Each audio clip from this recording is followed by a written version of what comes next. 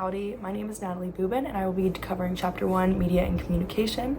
And the main points that I found in Chapter 1 was the difference between mass media versus mass communication.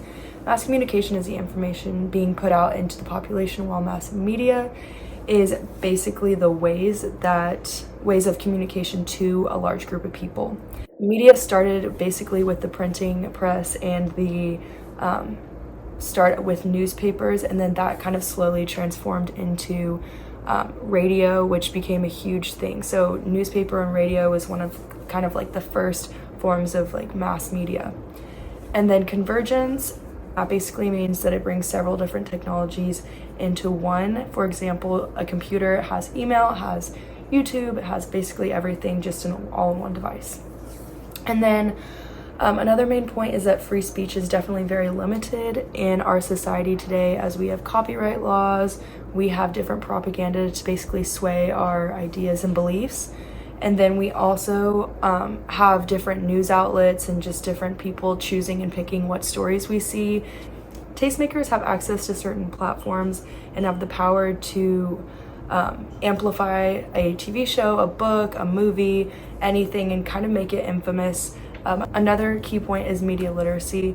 And then media literacy is basically being able to decipher media despite it being biased in any sort of way. It's basically just you being able to pick out and choose the correct things and being able to basically just understand what's true and what's not in the media. And some points that resonated with me was media literacy. It's a skill that I think our generation has had to become very comfortable with. It's just because we have so many different forms of platforms for media. And so, especially with YouTube, I love watching fashion and beauty videos, and those I've had to really learn to be able to form my own opinion on, because a lot of times their opinion is super biased based on how much they're getting paid, based on their personal beliefs. And then the evolution of media is a concept that's very prevalent right now, as our generation has just grown in such a rapid pace. And I know for me, like when I was a kid, I used to read the newspaper, and then I started watching the evening news with my parents, and then now I get my news from different podcasts and from YouTube and stuff.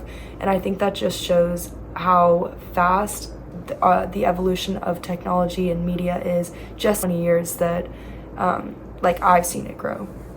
And then another point is I follow a lot of social media influencers, and I've really gotten the chance to see them becoming tastemakers, because social media influencers or celebrities or just different people have the power to amplify a book, a movie, a song, and just basically give it a lot of popularity. And I think we've seen this a lot especially with, for example, Squid Games. I remember seeing someone I follow on social media, an influencer, post about it, and that made me really want to watch it. And now it's become like the biggest show in the United States. And then in 50 years from now, I definitely think media and culture will be extremely saturated with just a bunch of different opinion. It's going to be hard to decipher what's true and what's not. So I think our generation and the generations to come are going to have to become really media literate. And then I think also in 50 years from now, there will be several attempts at new media platforms, technologies, and tastemakers will definitely be able to bring popularity to smaller content creators. And I think that we'll just have a lot of new and emerging and just very original thinkers and people and influencers. And I think that's about it. So thank you for watching.